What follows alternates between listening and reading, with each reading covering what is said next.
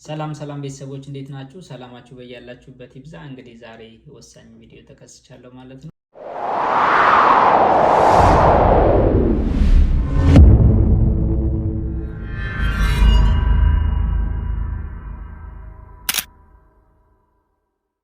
ስለ ዲቪ 2026 እንግዲህ እንደሚታወቀው ከኦክቶበር ጀምሮ እስከ ኖቨምበር 7 ድረስ ስንሞላ ነበረ ማለት ነው። እንግዲህ እኔ ጋራ ስትሞሉ የነበራችሁ ከአይ ቲንክ ከ20 እስከ 30 የሚሆን ሰው እኔ ጋር ሞልቶ ነበረ።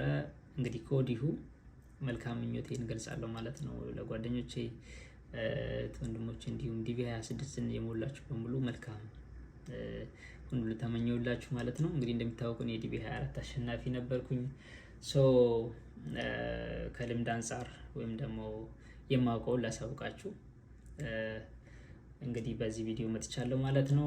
እንግዲህ ሁላችሁም ይህን መልእክት ኮፒ ሊንክ ሼር በማድረግ እንድትተባበሩኝ ስል በአክብሮት ጠይቃለሁ። እንዴት ውጤት እንደምናይ ኢቨን እንዴት ዶክመንታችን አውተንቲኬት ማድረግ እንደምንችል ሙሉ ስለ ዲቪ ያሳለፍኳቸው ፕሮሰሶችን በሙሉ ይጠቅማችኋል ብዬ ያሰብኳቸውን የዩቲዩብ ቻናሌ ላይ ያለ ማለት ነው። ገብታችሁ እዛ ማየት ትችላላችሁ። በዛውም ሰብስክራይብ ያደረጋችሁ አብሮነታችሁ እንድታሳዩኝ ስል በአክብሮት ጠይቃለሁ ማለት ነው። ዛሬ እናያቸዋለን ወይም ደግሞ ይጠቅማቸዋል ብዬ ያሰብኳቸውን ነገሮች አብረን እናያለን ማለት ነው።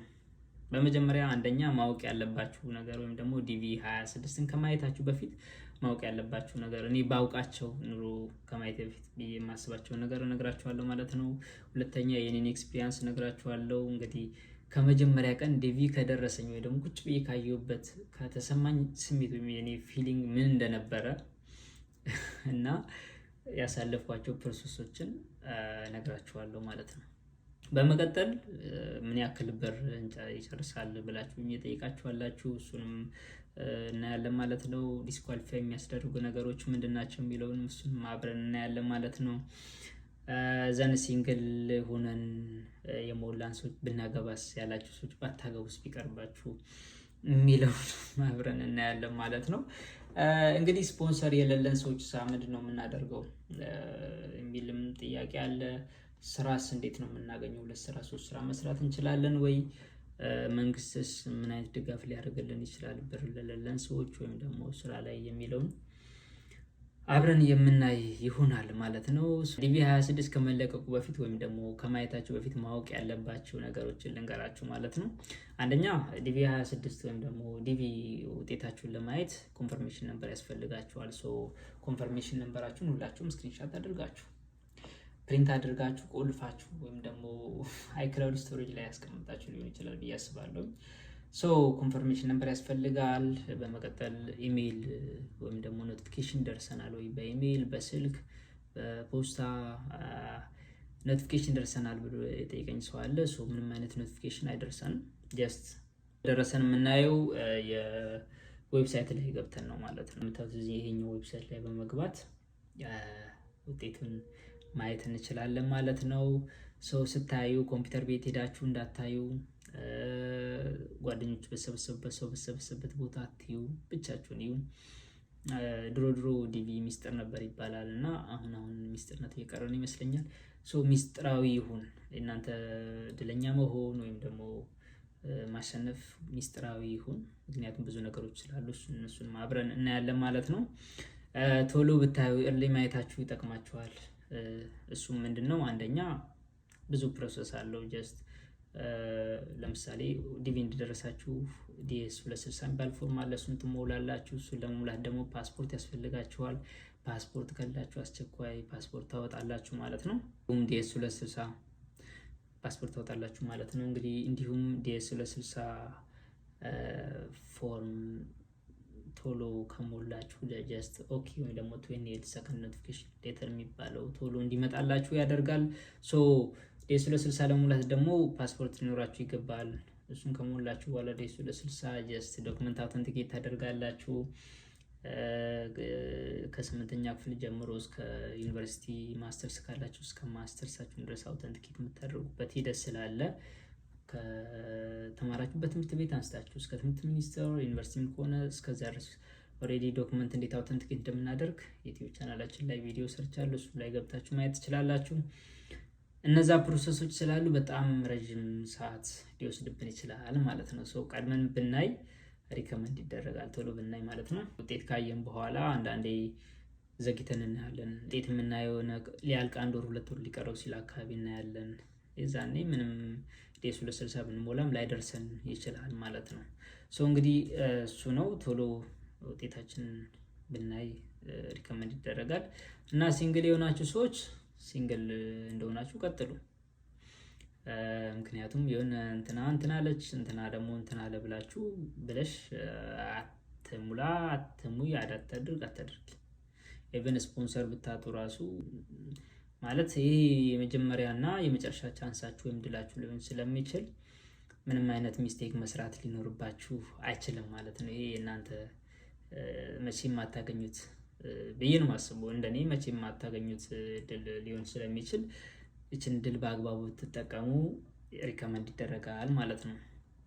ሁለተኛ እንግዲህ ፓስፖርት ቶሎ ማውጣት ይኖርባችኋል።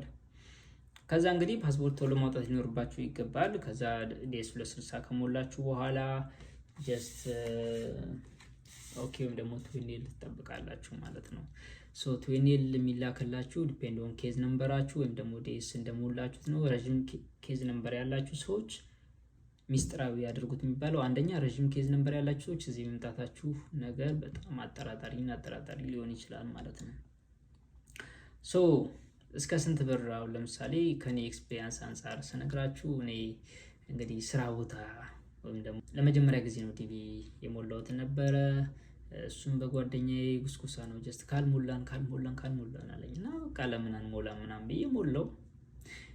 እንግዲህ እንደ አጋጣሚ ነው እኔ ደረሰኝ፣ ጓደኛ ያልደረሰውም ማለት ነው። ስናይ የምናይበት ቀን አይ ቲንክ እሑድ ቀን ምናምን መሰለኝ በእኛ ጊዜ የተለቀቀው። ሲለቀቅ ማታ ላይ እሱ አይቶ ነበረና ደወለልኝ፣ አይቻለኝ ምናምን አለኝ።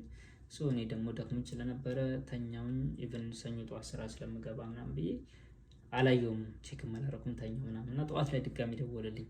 አየክ እንዴ ምናምን፣ አንተ እንዴት ነው አንተ አይተካል ምናምን አልኩትኝ ነው ያ አይቻለሁ፣ እኔ ግን ሰሌክት አልተደረኩም ምናምን ነገር አለኝ። ኦኬ ምናምን ብዬ ስራ ገባው እና ስራ ላይ ቁጭ ብዬ ምናምን ሲደውልልኝ ድጋሚ ጀስት ገባውና ቼክ ሳደርግ ምናምን ነገር ራንደምሊ ሰሌክትድ ምናምን ነገር ይላል እና እኔ አላመንኩም በቃ ምናምን ነው። ኢቨን ስራዬን ትቼ ምናምን ነገር ጀስት የምሰራበት መስሪያ ቤት የሆነ ባንክ ኢንዱስትሪ ነው እና ካሽ ምናምን መስኮት ላይ ነው የምሰራው እና ካሽ መቀበል እያለብኝ ምናምን ነገር ዝም ብዬ ቁጭ ብያለሁኝ። በቃ እንዲህ ምናምን በጣም ደንግጫለሁ ምናምን ነገር እና አላመንኩም እኔ እና ሳይ ራንደምሊ ሰሌክትድ ምናምን ይላል። ኦ ማይ ጋድ በጣም ነው በቃ ሰርፕራይዝ ሊሆንኩትኝ እኔ ማመን ማቃተኝ ምናምን እና ምን ሆንኩ ምናምን አለችኝ ካሸሯ ምናምን ነገር ጠራችኝ። አይ ዶንት ኖ እዚህ ጋር ያለው ነገር ምንድነው ግራ ገባኝ ምናምን አልኳት እና መጣ ነበረች። ሰርፕራይዝድ ነው የሆኑት ሁሉም ማለት ነው። ስታፎቼ ምናምን ሙሉ ተሰበሰቡ አንድ ላይ። ዘናፍተር አንተ ዛሬ መስኮት ላይ መስራት የለብህ ምናምን ነገር አሉኝ። ምክንያቱም የሆነ በሞራል ምናምን ብር ልሰጥ ትችላለህ ምናምን ጨምረህ አንድ ሰው 1000 ብር ሲያዝ 10,000 ብር ልሰጥ ትችላለህ ምናምን አሉኝ እና ጀስት እና ከሙ ምናምን ብለው አወጡኝ ማለት ነው። የዛኔ ምን ተፈጠረ? ሙሉ ስታፎች ሰሙ፣ ከስተመር በጣም መቀርባቸው ከስተመሮች ሰሙ። ከዛ በኋላ አብዛኛው ሰው መቼ ነው የምትሄደው ነው የሚለኝ። እኔ የሚሄድበትን ቀን አይደለም ትዌኔል የሚላክበትን ቀን አላውቅም። በጣም በቃ ምን ልበላችሁ ከአይምሮዬ በላይ ሆነ ማሰብ ምናምን እና ኢቭን ስራዬ ላይ ተጽዕኖ መፍጠር ጀመረ። ስራዬን በአግባቡ መስራት አልቻልኩኝም። ጀስት ቢሮ የሚመጣው ሰውም ስለዛ ነገር ነው የሚጠይቀኝ። ስታፎቼም እንደዛ ነው። ኢቭን እኮ እነሱ ለእኔ ያስበው ምናምን ነው፣ ግን እነሱ ለእኔ ቢያስቡም እኔ ግን የሚሰማኝ ስሜት አለ። መቼ ነው ምናምን የምትሄደው ምናምን ሲሉ ባልሄድስ ምናምን ኢቭን እኔ ባልሄድና ለምሳሌ እኔ ጀስት ውጤቱ ወይም ደግሞ ባይሳካልኝ እኔ እንጃ ምን እንደሚፈጠር አላውቅም። የሆነ ማለት ውስጤ ሰላም አይኖረውም ብዬ ነው የማስበው። ኖርማል ነው እኮ ማለት ጀስት አሪፍ ስራ ነው የምሰራው። ጀስት ሜቢ የተሻለ ክፍያ ሊኖረው ይችላል እንደ ኢትዮጵያ ማለት ነው። ግን የሆነ አንዴ ያሰቡት ነገር ስላለ ወይም ደግሞ አእምሮ ላይ የተፈጠረ ነገር ስለነበረ አብዛኛው ሰውም ሲጠይቀኝ ምናምን እኔ ኢንተረስቱ የለኝም ነበረ ማለት እንደዚህ ሀገር ወጥቼ ምናምን ብዙ ጀስት ፋሚሊ ሄልፕ ለማድረግ ምናምን ልናስብ እንችላለን ወይም ላስብ እችላለሁ ምናምን። ግን ይህን ያክል እንደዚህ አልነበረም እና ሰው ሁሉ ሲጠይቀኝ ምናምን በጣም ኢንተረስቴ ጨመረ። በቃ ቀን በቀን ማለት ነው። ሰው ማስበው እሱ ነው። ስልኬን ነው የማየው፣ ስንት ኬዝ ነምበር ደረሰ፣ መቼ ነው የምጠራው፣ ኢሜይልን ቼክ ማድረግ በየሰዓቱ ሶሻል ሚዲያ ላይ ምናምን ነገር ነው። በጣም ከባድ ነው። ኢቨን ያልደረሳቸው ያልመጡ ጓደኞች ያሉና እነሱ ምን ላይ ናቸው ወይም ደግሞ ምን አይነት ተጽዕኖ ፈጠረባቸው አላውቅም። በጣም ከባድ ነው። ስለዚህ ሚስጥራዊ ባደርገው ኑሮ ማንም ሰው ባያይ ኑሮ ቤቴ ዛኔ ማታ አይቼ ቢሆን ኑሮ የሁሉ ነገር አይፈጠርም ነበረ ማለት ነው። ግን እግዚአብሔር ይመስገን መጨረሻው ተሳክቶ እዚህ ደርሻለሁ ማለት ነው። እንግዲህ እዚህ ከመጣሁኝ 9 ወር አካባቢ ሆኖኛል ማለት ነው። እግዚአብሔር ይመስገን እና እንግዲህ እስከ ስንት ብር ሊጨርስ ይችላል የሚባለው ነገር አይ ቲንክ ከ200 እስከ 300 ሺህ ብር ድረስ የመጨረስ ፕሮባቢሊቲ ይኖረዋል። ሜይ ቢ ዲፔንድ ኦን አውተንቲኬት ዶክመንት ከማድረግ አሁን ለምሳሌ የገጠር ልጅ ነኝ። ከክፍለ ሀገር ምናምን ከሆነ ያላችሁት ከክፍለ ሀገር መጣችሁ የወረዳ የትምህርት ዞን ኢቨን የትምህርት ሚኒስቴር አዲስ አበባ ኢቨን የተማራችሁበት ዩኒቨርሲቲ ሄዳችሁ አድራችሁ ምግብ ትራንስፖርት ምናምን ስትሉ ጀስት የምታወጡት ወጪ አለ። እሱን አስቡ። የኮቴ የሚከፈላል አይ ቲንክ በእኛ ጊዜ 20 ምናምን ሺህ ብር አሁን ወደ 40 ሺህ ብር ገብተዋል ብሎኛል የ25ቶች። እሱ አለ። የህክምና ምርመራ አለ። ዲፔንድ ኦን ኤምባሲ በሚሰጣቸው የህክምና ምርመራ ቦታ ማለት ነው። አይ ቲንክ 2 ነው ያለው፣ 2 ቦታ። እነዛ ተደማምረው የትኬት ምናምን ተደማምረው ከ200 እስከ 300 ሺህ ብር ድረስ ወጪ ሊያስወጣችሁ ይችላል ማለት ነው። እና ዲስኳሊፋይ የሚያስደርጉ ነገሮች ምንድናቸው? አንደኛ ሲንግል ብላችሁ ሞልታችሁ አግብተናል ብላችሁ ሰውን አደ የምታደርጉ ሰዎች ሜቢ ዲስኳሊፋይ ልትሆኑ ትችላላችሁ ማለት ነው። ምንም አይነት ሐሰተኛ መረጃ ተጠቀሙ፣ ትክክለኛ መረጃ ተጠቀሙ ማለት ነው። ሁለተኛ የትምህርት መረጃችሁ ከ12ኛ ክፍል እና ከዛ በላይ በሌቭል ምናምን የጨረሳችሁ ደግሞ የትምህርት ወይም ደግሞ የስራ ልምድ ካላችሁ ከ2 ዓመት እና ከዛ በላይ ስራ ልምድ ሊኖራችሁ ይገባል ማለት ነው። እነሱን የምታሟሉ ከሆነ የትምህርት መረጃችሁ ትክክለኛ ከሆነ የትምህርት መረጃችሁ ከ12ኛ ክፍል በላይ ከሆነ 12 እና ከዛ በላይ ከሆነ ምንም አይነት ለምሳሌ ዲስኳሊፋይ የሚያስደርጋችሁ አንደኛ የዓመተ ምህረት ስህተት ካለ ፓስፖርታችሁ እና ዴስ260 ያሞላችሁት የተለያየ ከሆነ እሱ ዲስኳሊፋይ ሊያስደርጋችሁ ይችላል ማለት ነው። የትውልድ ቦታ፣ የትውልድ ዓመተ ምህረት እነዚያን ነገሮች በዴስ ወይም ደግሞ መጀመሪያ በሞላችሁ መሰረት ፓስፖርታችሁን ለማስተካከል ሞክሩ ማለት ነው። ኢቨን እኔም እንደዛ ያስተካከልኩት ነገር አለ። ስፔሊንግ ኤረር ነበረ፣ የትውልድ ቦታ ስህተት ነበረ። እነሱም ፓስፖርቴ ዲቪ የሞላሁትኝ ሌላ ነው። መጀመሪያ ላይ የሞላሁትኝ ዲቪ ኢንተሪ ላይ ማለት ነው። የመጀመሪያው ዲቪ ስሞላ የሞላሁትኝ የትውልድ ቦታ እና የትውልድ ዓመተ ምህረት እና ፓስፖርት ላይ ያለው ሌላ ስለነበረ አስቸኳይ ፓስፖርት አድርጌ ያስቀየረኝ ነው እንትን ያልኩት ማለት ነው። እንደዛ ለማድረግ ሞክሩ። ዲስኳሊፋይ ሊያስደርጋችሁ የሚችል አንደኛ ሐሰተኛ መረጃ ሳታገቡ አግብቻለሁ ምናምን ብላችሁ ዲቪ ከደረሳችሁ በኋላ በሐሰተኛ ተጋብታችሁ ለመምጣት መሞከር እንዳታስቡ። ሁለተኛ የትውልድ ቦታ፣ የትውልድ ዓመተ ምህረት እነሱ ሜክ ሹር ከመጀመሪያው ጋር ትክክለኛ መሆኑን ቼክ አድርጉ። በመቀጠል ሁሉም መረጃችሁ ከሐሰት የተጸዳ መሆን ሊኖርበት ይገባል ማለት ነው። እነዚህ የምታሟሉ ከሆነ ምንም አይነት ነገር ዲስኳሊፋይ የምትሆንበት ነገር አይኖርም ማለት ነው። ስፖንሰር ባይኖረንስ የምትሉ ሰዎች እኔም ስፖንሰር የለኝም ነበር። ምንም አውቀው ሰው ምናምን አልነበረም። የሆነ አንድ ሰው አወራሁኝ ጀስት ሊሆን አልቻለም እኔ ምናምን አለኝ። አንድ አገኘሁ ማለት ነው። ሌላ አማራጭ ስታጡ ሌላ ሰው በሰው ትሄዳላችሁ ማለት ነው። ጀስት ስታፌ ነበረ። ስታፌን ከሰው ጋር አገናኘኝ። እንደ አጋጣሚ ሆኖ አሪፍ ሰው ነበረች፣ እግዚአብሔር ይመስገን። ኢቨን እዚህ ድረስ መጥቼ ምናምን ነገር እና ብዙ ነገር ሰፖርት አድርጋኝ ምናምን ኢቨን በጣም እኔ እንጃ በቃላት ከምገልጸው በላይ ማለት ነው። እና ምንም አታውቁት ሰውም ሊሆን ይችላል። ዝም ብላችሁ በድፍረት አናግሩ። ሰውን እንዲያገናኛችሁ ጠይቁ።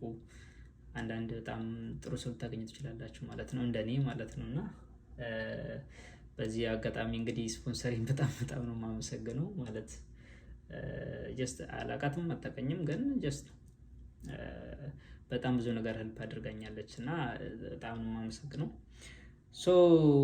ስፖንሰር እንዴትም ብላችሁ መፈለግ ሊኖርባችሁ ይችላል ማለት ነው። ግዴታ ነው፣ ስፖንሰር ሊኖራችሁ ግዴታ ነው ማለት ነው። በሰው ጀስት ምንም አታጡም።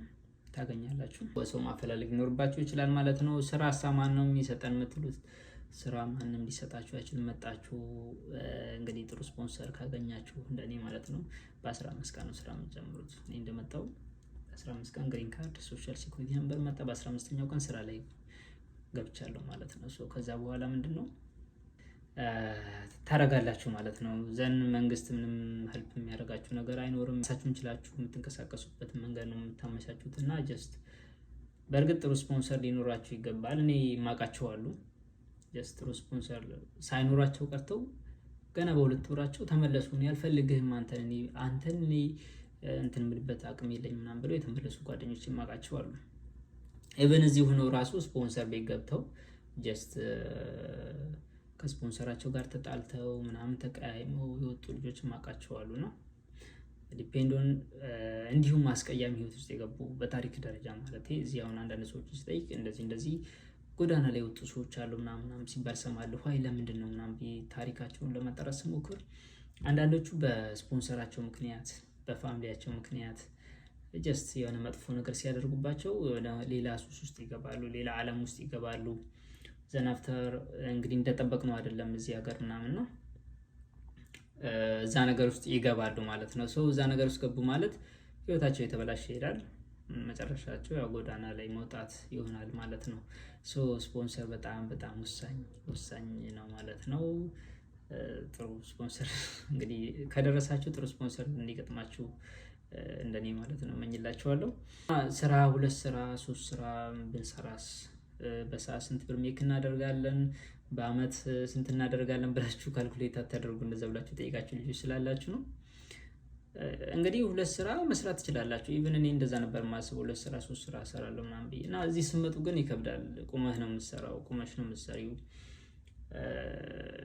እንግዲህ ማለት አሜሪካ ሲባል ምናምን ያደገች ሀገር በጣም ምናምን ኮንፈርት ያለው ሀገር ምናምን መስሎ ነበር የሚታየኝ እኔና እንደመጣው ጀስት ቁሜ ምናምን ስሰራ የሆነ አይምሮ ላይ ጥያቄ ፈጠረና ኢትዮጵያ ያለው የምሰራው ስራ ምንም እንትን የሚል አይደለም እና እዚህ መጥቼ እንደዚህ ምናምን ስል በቃ የሆነ የሚሰማኝ ስሜት አለ ነው። ከዛ አንፃር ከባድ ነው መቆም ራሱ በጣም ከባድ ነው። የሆነ ስሜት ሊሰማ ይችላል፣ ግን የሆነ የቆየን ስንሄድ የምንለምደው ነገር አለና ይለመዳል። 2 ስራ ለስራ 3 ስራ ለስራ ምናምን አትበሉ። ኢቨን ስራ ሳታገኙ 5 ወር 6 ወር የምትቀመጡበት አጋጣሚ አለ። እኔ የማውቃቸው ልጆች አሉ ከ3 ወር እስከ 4 ወር ድረስ ምንም አይነት ስራ ሳይሰሩ ወይም ሳይጀምሩ ቁጭ ያሉ ሰዎች አሉ ማለት ነው። እንደዛ ማሰብ ሊኖርባችሁ አይጠበቅም፣ ግን ከመምጣታችሁ በፊት ማስተካከል ያለባችሁ ነገር ሊኖር ይችላል። ለምሳሌ የእጅ ሙያ ብትማሩ በጣም አሪፍ ነው። እንደመጣችሁ ምናምን ነገር ቢያንስ ባትጀምሩ ቆይታችሁ ትጀምራላችሁ። መንጃ ፍቃድ አውጣችሁ ብትመጡ፣ መንጃ ፍቃድ ባታወጡ ራሱ ፍቃዱ የሆነ እንትን ባያስፈልግም ተለማምዳችሁ ብትመጡ አሪፍ ነው። እኔ አልተለማመድኩም ልሂድ እንጂ ምንድን ያደርግልኛል ምናምን ብዬ ነበረ እያልኩ ያለሁትኝ እና በእርግጥ እዚህም በጣም ከባድ ሆኖ አይደለም፣ ግን የሆነ ትንሽ ወደኋላ ሊያስቀራችሁ ይችላል ማለት ነው። ኢቨን እዚህ ለማሰልጠን ምናምን ነገር በተለይ አበሻዎቹ አይደኑ ለምን እንደሆነ ባላውቅም የሚጠይቁት ብር በጣም ብዙ ነው። 650 እስከ 750 ዶላር ነው የሚጠይቋቸው እና ለማለማመድ በእርግጥ እኔ የተለማመድኩበት መንገድ ጀስት መኪናዬን ካገኘሁ በኋላ ወይም ከያዝኩ በኋላ የማውቃቸው ልጆች ክርስቲያን ልጆች እንዲሁም አብሮ የስታፎቼ ምናምን ነገር የሆነ ሰዓት ላይ እንዲያሳዩኝ ጠየኳቸው፣ አሳዩኝ። ዘን አፍተር ሄድኩኝ፣ ተፈተንኩት፣ የሚቪ አለፍኩ። ምንም የከፈልኩት ያወጣሁት ብር የለም ማለት ነው። ግን እንደዛ ከማድረጋችሁ በፊት እዛው ኢትዮጵያ ብቻ መንዳቱን ተለማምዳችሁት መቶ ሰርቲፊኬት ባይኖራችሁ ሪከመንድ ይደረጋል ማለት ነው። እንግዲህ ዲቪ ከማየታችሁ በፊት እነዚህ ነገሮች ካልኳችሁ እንግዲህ ትክክለኛ ዌብሳይት ላይ ካስገባችሁ በኋላ 2 አማራጭ ነው ያለው፣ ሰሌክትድ ወይም ደግሞ has not been selected የሚል ነው ማለት ነው። ካልተመረጣችሁ ይሄ ይመጣላችኋል። ከተመረጣችሁ ደግሞ እንግዲህ ኮንግራቹሌሽን የሚለው ከተመረጣችሁ እዚህ ጋር የዩናይትድ ስቴትስ ዲፓርትመንት በጎን በኩል እንትን አለ፣ አርማው እዚህ ጋር አለና የስማችሁ አለ። ዘን ምን ይላል እዚህ ጋር you have been randomly selected for further processing in diversity immigrant visa program ነው የሚለው። ምንድነው ይሄ? ራንደምሊ ሰሌክት ተደርጋችኋል ነው። ለምን ፎርዘር ፕሮሰሲንግ ለቀጣይ ፕሮሰሲንግ ሰሌክት ተደርጋችኋል ማለት ነው። ሶ ዲቪ ደረሳችሁ ማለት እዚህ ትመጣላችሁ ማለት አይደለም ማለት ነው። ሶ ሰሌክሽን ዳዝ ኖ ጋራንቲ ዛት ዩ ዊል ሪሲቭ ቪዛ ይላል ቢኮዝ ዘ ነምበር ኦፍ አፕሊካንት ሰሌክት ኢዝ ግሬተር ዛን ዘ ነምበር ኦፍ ቪዛ አቬለብል። የተመረጠው ነምበር ቢያንስ ከ110,000 እስከ 125,000 ሰው ሊሆን ይችላል ማለት ነው በዲቪ እንትን ላይ ግን የሚያገኘው ቪዛ 55,000 ነው አቬሌብል የሆነ ቪዛ ያለው። ስለዚህ 50% ነው ኦፖርቹኒቲ ያለው ማለት ነው። ስለዚህ ዲቪ ደረሰን ብላችሁ ጀስት የተለያየ ነገር ማድረግ፣ ለሰው ማውራት፣ ስራችሁን ማቆም ኢቨን እኔ አሁን ስራዬ ላይ በጣም ተጽዕኖ ፈጥሮብኝ ነበረ። በጣም ቴንሽን ነበረ አይ ዶንት ኖ እና እንደዛ ነገሮች ስለሚፈጠሩ ቤቴካር ሚስጥራዊ ያደርጉት። ሰው ደረሳችሁ ማለት ደግሞ ትመጣላችሁ ማለት አይደለም። ኢቨን ኬዝ ነምበራችሁ በተለይ ከ20 ምናምን በላይ ከሆናችሁ የዘንድሮ ይሻላል ምናምን ነገር ነው። የኛ እስከ 18 አካባቢ ድረስ ነው ሞር የተጠራው። ከዛ በላይ ያለው ኬዝ ነምበር አልተጠራም ነበር አብዛኛው ማለት ነው። ስለዚህ ሚስጥራዊ ያደርጉት። እንግዲህ ይመቻችሁ። ቪዲዮ ላይክ ሼር ማድረጋችሁ እንዳይረሳ። ጥያቄ ካላችሁ ኮሜንት ሴክሽን ላይ ጻፉልኝ። ለዩቲዩብ ቻናሌ አዲስ የሆናችሁ ሰብስክራይብ ሼር በማድረግ አብሮነታችሁ እንድትቀጥሉ ስል በአክብሮት ጠይቃለሁ ማለት ነው። እና በጣም ነው የማመሰግነው ቤተሰብ። ይመቻችሁ። ጉድ ላክ